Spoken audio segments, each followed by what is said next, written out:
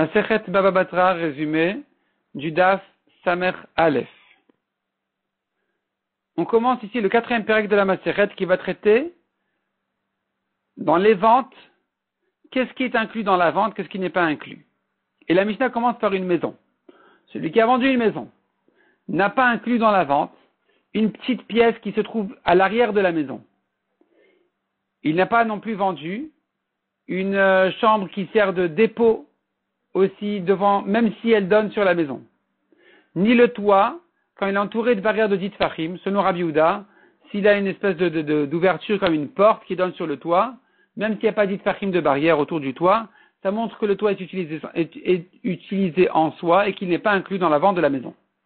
La Gemara revient au premier cas de la Mishnah, on avait dit, il a vendu la maison, il n'a pas vendu la pièce qui se trouve à l'arrière de la maison. De quelle pièce il s'agit?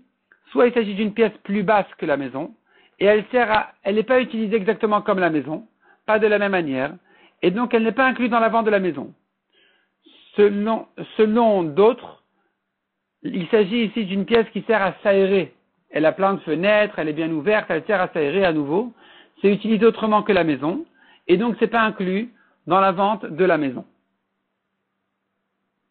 La Gemara ramène des preuves des psukim et des mishnayot sur le sens de ce mot-là de la Mishnah qui était Yatzia, qui fait allusion justement à ces pièces-là qui sont à l'arrière de la maison. La Gemara ajoute une précision. Selon Marzutra, cette pièce-là, dès qu'elle fait 4 amot, elle est exclue de la maison. Mais tant qu'elle fait moins que 4 amot de largeur, alors elle n'est pas suffisamment importante pour l'exclure de la maison. Elle reste accessoire à la maison et elle est inclue dans la vente de la maison.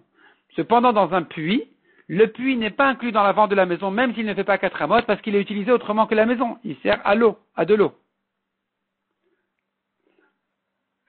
On a vu encore dans la Mishnah que, donc non seulement les chambres qui sont construites à l'arrière de la maison ne sont pas incluses dans la vente de la maison, mais aussi, dit la Mishnah, une chambre qui est utilisée comme une espèce de dépôt, de cave, elle n'est pas non plus incluse dans la maison. La Gemara dit, mais quel est le chidouche ici? Là, c'est sûr que c'est pas inclus parce que c'est utilisé complètement autrement. Répond la Gemara, même si, le chidouche il est de te dire, même si le vendeur a défini les frontières de la maison, et que cette chambre-là était à l'intérieur de ces frontières-là, on ne dirait pas pour autant que c'est inclus dans la vente. On dira, c'est lui le vendeur qui a élargi les frontières. Il avait du mal à préciser, à définir précisément jusqu'où va la vente.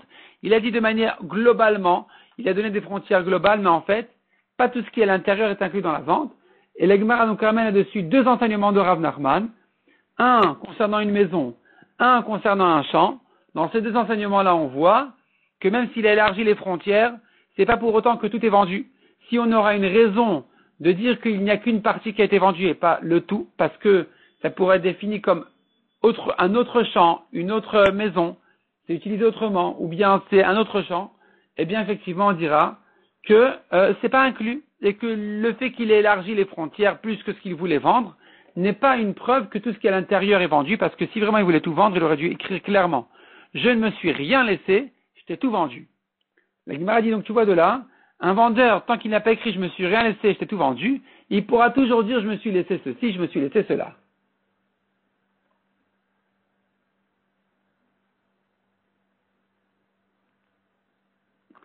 La Gemara dit encore,